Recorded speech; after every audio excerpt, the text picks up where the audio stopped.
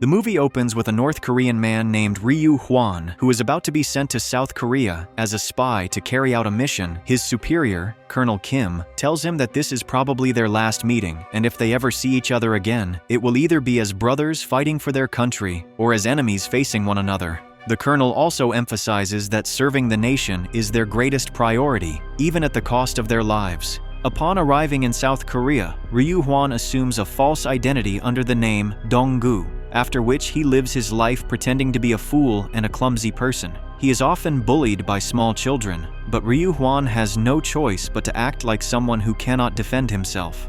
He starts living with an old woman named Mrs. John, and he helps her in the grocery store in exchange for a small salary and a room to stay in. Mrs. Jeon loves him like her own son, and Ryu Hwan becomes so immersed in his role that every day he wipes his snot in public and deliberately falls down the stairs to look like a fool. 2 years pass like this, and during this time, he constantly observes the neighboring people around him while waiting for a mission that is never given by his superiors. He has also quietly developed a crush on a neighboring girl named Yu Ran, but her younger brother constantly bullies Ryu Hwan and warns him to stay away from his sister.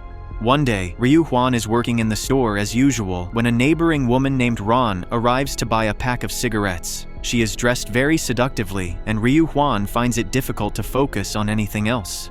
After she leaves, a delivery man named Sang-gu arrives to chat with Ryu Hwan, and it is revealed that he is also a spy from North Korea. He reveals that he has been living here for 16 years and complains that he still has not received any orders for his mission. Sang-gu reveals how deeply he misses his family, and Ryu Hwan feels the same pain and admits that he's doing all this only for the sake of his mother. Later, we learn that to maintain his role as a fool, Ryu Hwan must urinate in public once every 2 months and defecate every 6 months. One evening, he takes a dump in public, but this time he is noticed by his crush, Yu-ran, which leaves him deeply embarrassed. The next morning, Ryu Hwan tries to speak with her, but she is clearly disturbed by his actions and ignores him. He is then bullied by Yu-ran's brother once again, who beats him and warns him to stay away from his sister. Meanwhile, Mrs. John's son, Do-seok, notices Ryu Hwan being bullied and urges him to defend himself.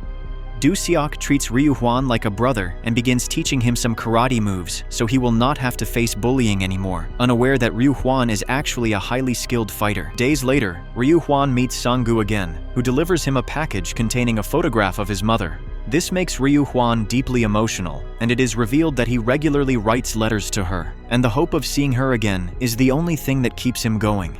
One day, Do-seok and Ryu Hwan arrive at a neighbor's place to deliver groceries when they learn that a new tenant has moved in, a musician who barely leaves the house. This makes Ryu Hwan very suspicious, and when he returns to his room, he is shocked to find it in a mess. Moments later, he is confronted by an orange-haired guy, and the two immediately begin fighting. However, they soon start laughing and joking. As it turns out, the orange-haired guy's name is Hai Rang, and he is also an agent of 5446 Corps. They reminisce about their teenage years in the training camp and how they used to compete with each other. They also discuss how the 5446 Corps faced resistance from several high-ranking officials in North Korea who deemed it too risky. This is why the secret agents who joined have not been given a definite mission since their enlistment. However, Ryu Hwan finds his friend very shady, so he begins following the guy the next day to see what he is up to.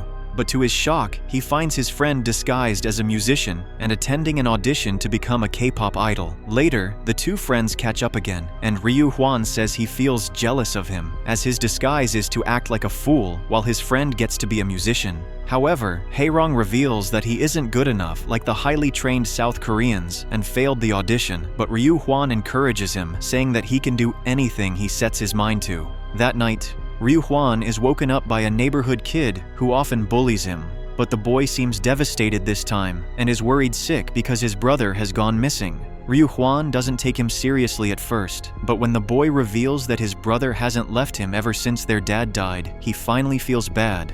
Ryu Hwan then begins looking for him around the neighborhood, and using his sharp skills, he quickly picks up the trail by analyzing the boy's urine. He eventually finds the kid at a barber's place, where the boy has come to ask for cookies, while the barber asks him to leave since his mom must be worrying. Moments later, some neighbors notice Ryu Hwan peeping into other people's homes while wearing a woman's clothes. They think he is a pervert and begin chasing him, but they get distracted when they find the missing boy, giving Ryu Hwan enough chance to escape. The next day, we see a defected North Korean spy being interrogated by South Korean intelligence officers. They question him about several cases, and the man reveals that 16 years ago, a special squad 5446 was formed, made up of the best soldiers selected from tens of thousands of North Korean troops. These sleeper agents are trained to fight to the last and are ready to carry out any orders from their homeland at a moment's notice.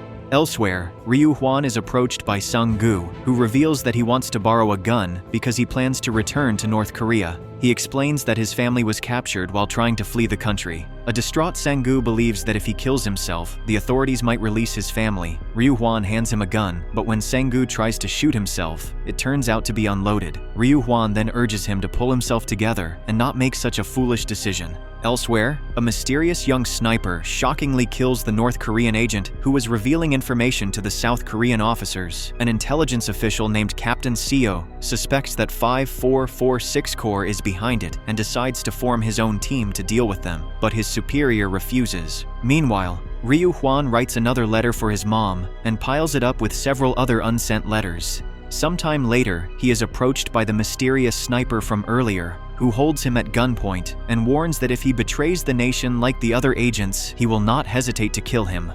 Ryu Hwan demands to know who he is and asks him to state his rank, but the young man runs away from there.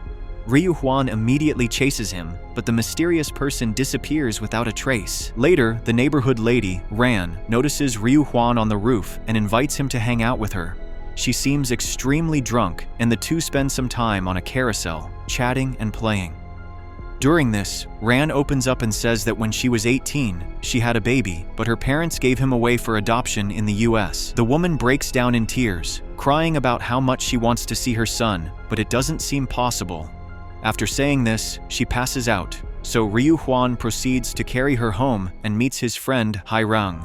The two men chat briefly, during which Ryu Hwan tells him about the mysterious stranger from earlier who held him at gunpoint. Later, while Ryu Hwan is heading home, we see that he is once again being stalked by the mysterious man from earlier. Here, it is revealed that the young man's name is Hai Jin and that he used to be a junior at the same military academy as Ryu Hwan.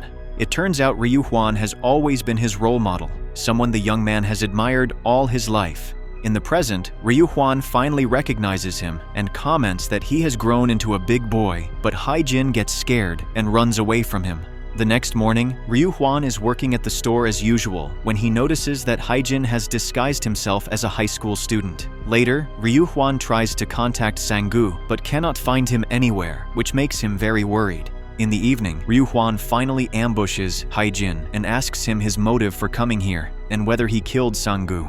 But the young man says he hasn't, and his superiors sent him here to replace Sang-gu, though he has no idea why.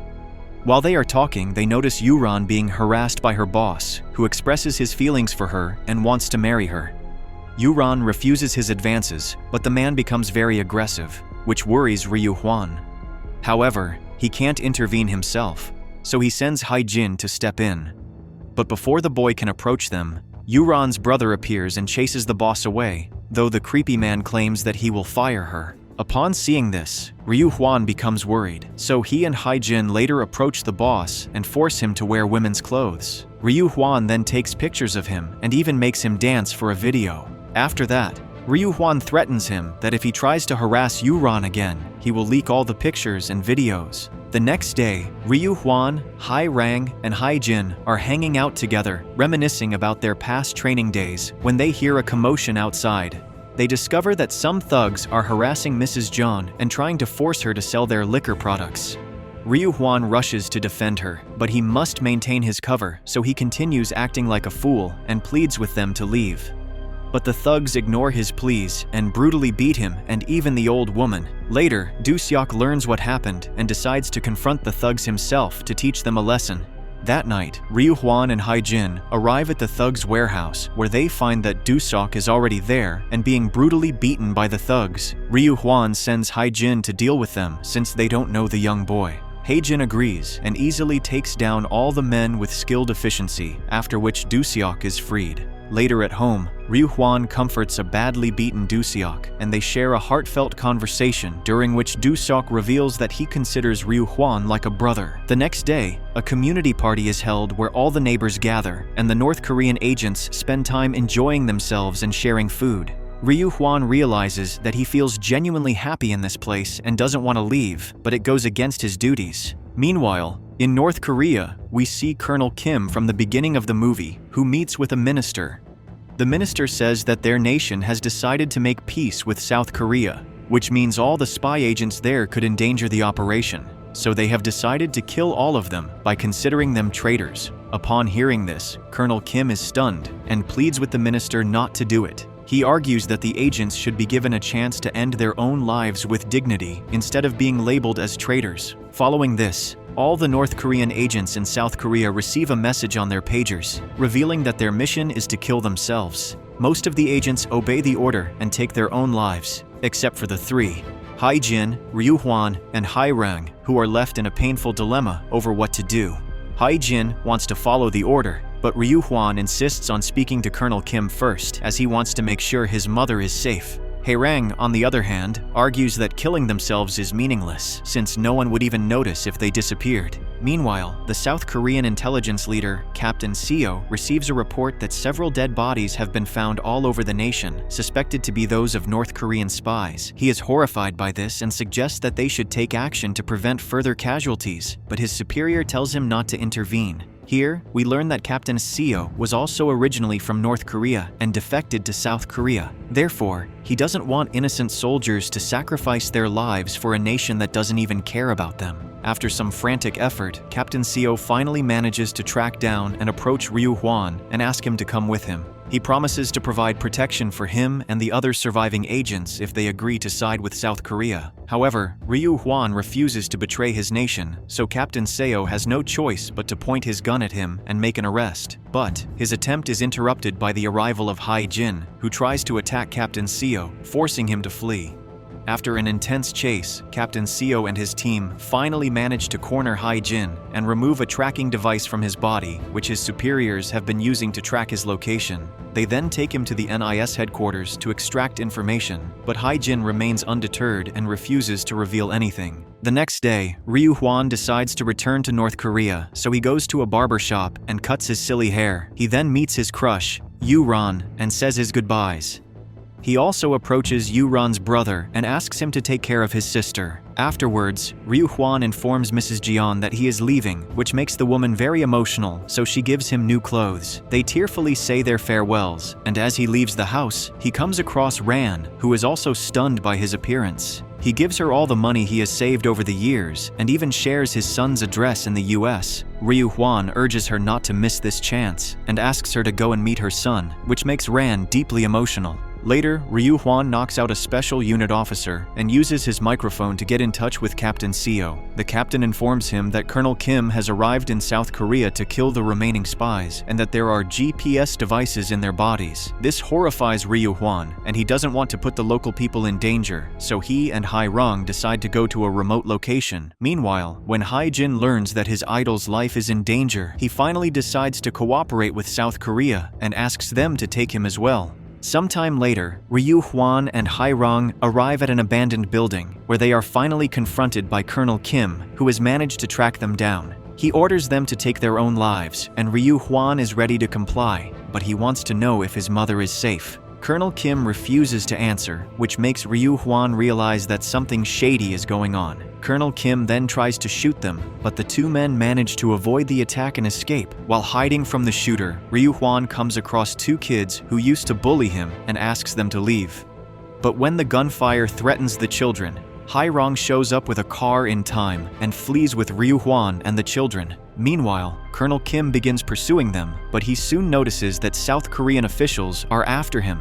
After dropping off the kids, the two men head to another abandoned building, where they come across Sang-gu, who is still alive and claims to have brought some weapons to help. However, when they open the bag, the weapons turn out to be just some bricks, which confuses the duo. In a shocking twist, it is revealed that Sung-gu is secretly a cunning spy, whose job was to keep an eye on the agents and make sure they wouldn't betray the nation. He also reveals another shocking revelation. When Ryu Hwan didn't follow the order to kill himself, his mother was executed as punishment. Upon hearing this, Ryu Hwan is devastated, and just then, Colonel Kim arrives with his team and immediately kills Sung-gu for talking too much. A huge fight then breaks out, during which Ryu Hwan and Hae-rang manage to take down a large number of men attacking them. Outside, the South Korean officers also arrive with Hae-jin, creating an even more chaotic situation for everyone. Moments later, Captain Seo and his team arrive to stop Colonel Kim's movement, but they are blocked by snipers, and some of the members are seriously injured.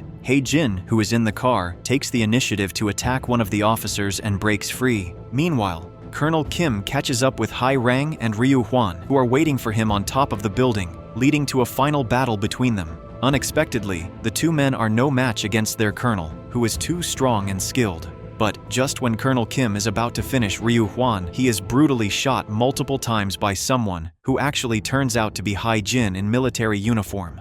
Realizing he isn't going to make it alive, Colonel Kim pulls out a bomb and decides to die while taking down the other agents with him. However, Hae-rang refuses to let that happen, so he lunges at the colonel and jumps off the building with him. An explosion follows moments later, in which both Colonel Kim and Hae-rang tragically pass away. Next, Ryu Hwan and Hae-jin are approached by Captain Seo, who wants them to surrender. However, Hae-jin refuses to become South Korea's pawn and tries to shoot them while urging Ryu Hwan to leave. A traumatized Ryu Hwan checks his clothes and finds a bank passbook left by Mrs. Jeon. It turns out she had registered him as her second son and saved some money for his wedding, which overwhelms Ryu Hwan with emotion. Moments later, Hae-jin, who is attacking the forces, is shot multiple times in a brutal assault. When Ryu Hwan rushes to help him, he is also hit several times, after which both men seemingly fall to their deaths. In the final scene, some time has passed, and we see Mrs. Jeon approaching a memorial she had set up for Ryu Hwan. It turns out that she had left a message asking Ryu Hwan to write something if he is still alive. To her surprise, she finds a note hidden behind the family picture that says, "Don't get sick, Mom," giving her hope that her second son may still be alive.